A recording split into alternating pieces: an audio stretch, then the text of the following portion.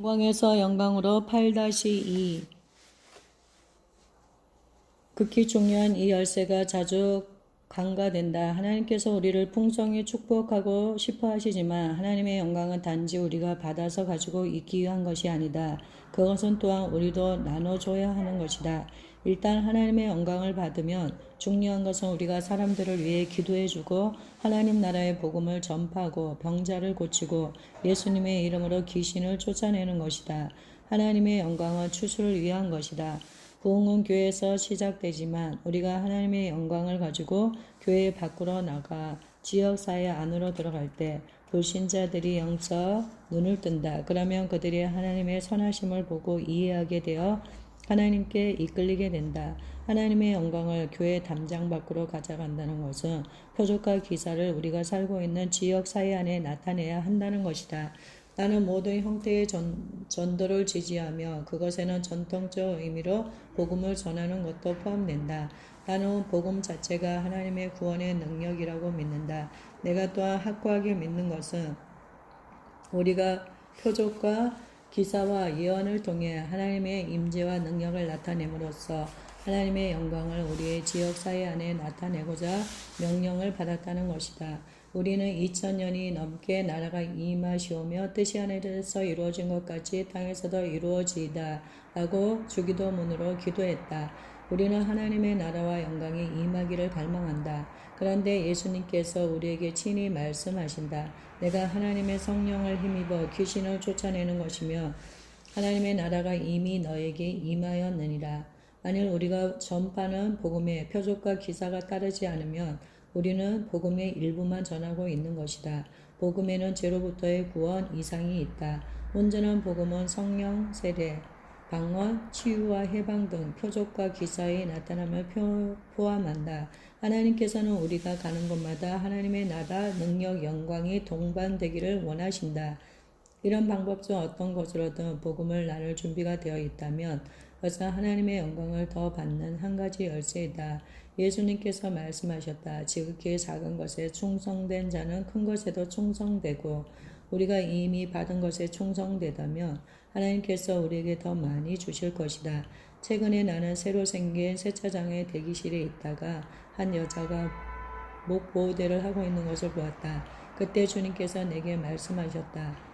저것은 교통사고 때문이 아니다. 저 여자는 병이 있다. 하나님께서 지식의 말씀을 주실 때, 특히 그렇게 구체적으로 주실 때는 그 말씀에 충성된 청지기가 되어 행동하는 것이 중요하다. 나는 그 여자를 위해 기도해야 한다는 것을 알았다. 나는 그녀 옆에 앉아서 조용히 기도했다. 주님, 그녀에게 복음을 전하고 기도해 줄 수 있도록 문을 열어주세요. 내가 그 기도를 마치자마자 그녀가 대화를 시작하는 질문을 했다. 이 세차장이 어때요? 모르겠어요. 이제 겨우 2번째예요. 나는 대답했다. 그리고 질문했다. 목이 어떻게 된 거죠? 그녀가 말했다. 의자에 앉아서 의자를 뒤로 기울이다가 넘어져서 목을 다쳤어요. 큰 사고는 아니었지만 목이 나아지지 않아요. 지압사와 의사에게 가봤는데 부러진 것은 없다고 했어요. 그러나 증상이 악화되었어요. 고통이 극심하고 왼팔이 마비되기 시작했어요. 병원에 다시 가서 MRI를 찍어보니 저희 뼈에 병이 있었던 거예요. 그래서 목이 악화되고 있어요. 그것으로 주님께서 내게 주신 지식의 말씀이 확증되었다. 나는 그녀에게 말했다. 저는 이 지역 교회의 목사입니다. 제가 기도해 드려도 될까요? 예, 라고 그녀는 즉시 말했다. 어떤 신자들은 낯선 사람을 위해 기도하기를 주저하며 그들이 기도를 거절할 것이라고 생각한다.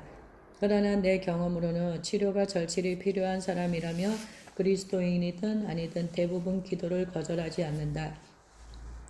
우리는 단지 믿음으로 발걸음을 내디디면 된다. 나머지는 하나님께서 하실 것이다. 대기 장소에 다른 사람들이 지켜보는 가운데 나는 그녀를 위해 기도했다. 나의 기도는 간단했다. 아버지 예수님의 이름으로 기도합니다. 당신의 능력으로 그녀를 완전히 고쳐주십시오. 그러고 나서 나는 그녀에게 기도한 대로 행동하고 치료했는지 검증할 뭔가를 해보라고 했다. 목을 움직여보세요. 라고 나는 제안했다. 전에 할 수 없었던 뭔가를 좀 해보세요. 그녀는 목을 움직여 검증해보고서 말했다. 고통이 없어요. 그녀는 믿을 수 몹시 놀라워했다. 그녀는 왼팔을 쉽게 들어보이며 외쳤다. 더 이상 둔한 느낌이 없어요. 그것은 놀라웠다. 나는 그녀에게 말했다. 예수님께서 오늘 당신에게 놀라운 선물을 주셨어요.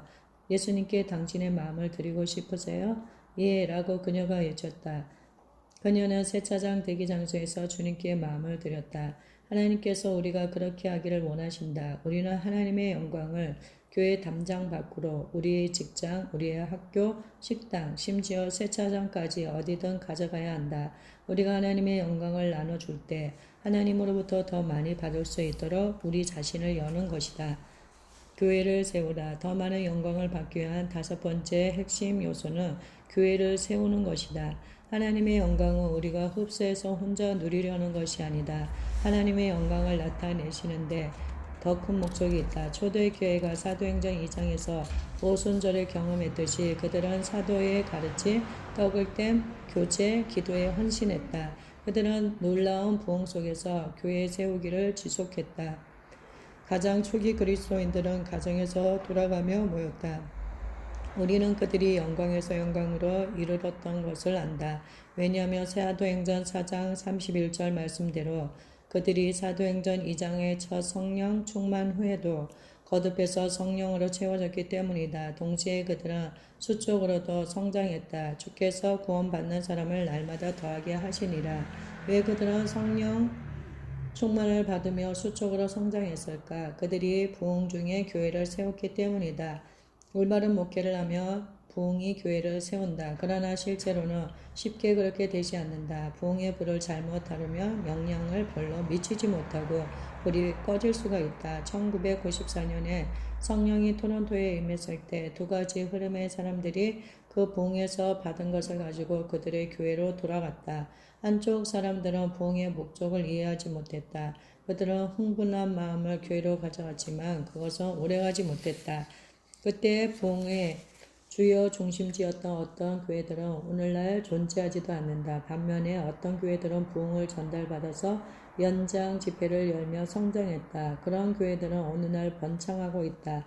더 초기 부흥에도 그런 흐름이 있었다. 지저스 피플 운동에서 생긴 갈보리 채플은 오늘날에도 강하다. 포스케어 교단을 시작한 에이미 샘플 맥퍼스는 치유 집회를 열 뿐만 아니라 교회를 세웠다. 그래서 오늘날 포스케어 교단의 교회는 전 세계에 수만 개가 있다. 1995년에 존 아너트와 내가 빈야드 교회 운동을 떠나기 전에 존 림버가 우리를 불러서 우리가 경험한 부흥에 대한 조언을 해주었다.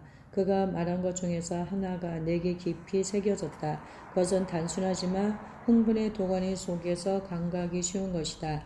그는 우리에게 간절히 부탁했다. 교회를 세우십시오. 그는 소그룹을 유지하고 주일학교를 유지할 구조를 세우라고 우리에게 조언했다. 우리는 그의 조언을 따랐다. 왜냐하면 존도 1980년대에 일어난 부흥 집회의 주최자가 되는 동안 빈야드 교단을 잘 성장시켰기 때문이다. 예수님께서도 이런 말씀으로 교회를 세우라고 강조하셨다. 내 교회를 세우리니 음부의 권세가 이기지 못하리라. 하나님께서 성령을 부으심으로 하나님의 영광을 나타내실 때마다 교회를 세우는 가장 큰 축복을 우리에게 주시는 것이다. 영광을 더욱더 이 다섯 가지 요소인 회개와 성별 그리고 목마름, 기름 부음을 전달받은 영광을 나눠준 교회를 세우는 하나님의 영광을 더욱더 받는 실제적 열쇠들이다. 나는 지난 14년간 부흥에 쓰임받으면서 이 열쇠들을 배웠고 지금도 여전히 이 원리들을 따르고 있다. 내가 부흥에 쓰임받은 것을 하나님께 감사하고 앞으로도 하나님은 은혜로 항상 부흥에 사용되고 싶다. 부흥을 이끌고 다니며 87세의 나이에도 페서디나의 로즈볼 스타디움을 인파로 채운 빌리 그레임 목사처럼 되고 싶다. 그가 강단에 서자마자 하나님의 기름 부음이 임했고 성령께서 스타디움을 충만히 채우셨다. 그레이머 목사는 나의 영웅이자 모범이다. 우리 교회는 은퇴하지 말고 다시 불붙으라는 구호가 있다. 우리가 지금까지 얼마나 많은 영광을 보았고 하나님께 얼마나 능력 있게 쓰임 받았든 우리는 구주를 항상 더 경험할 수 있다. 우리 주님의 영광은 영원하고 무궁하다.